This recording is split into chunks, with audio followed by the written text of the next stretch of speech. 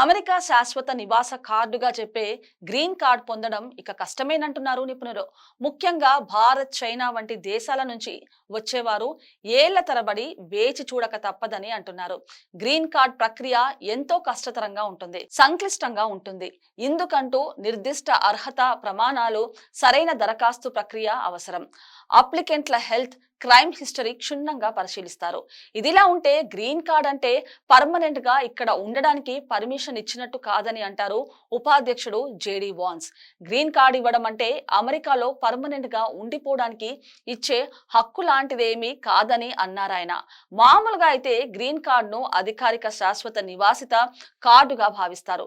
విదేశీయులు అమెరికాలో పర్మనెంట్ గా నివసిస్తూ పని చేయడానికి ఇది అనుమతిస్తుంది. అలాగని శాశ్వతంగా నివసించేలా జీవిత కాలపు భద్రతనివ్వదని అంటారు జేడి వాన్స్. అమెరికాలో శాశ్వత నివాసం కోసం వివాహం ద్వారా గ్రీన్ కార్డ్ పొందాలనుకుంటున్న వారికి కూడా ఇక కష్టకాలమే.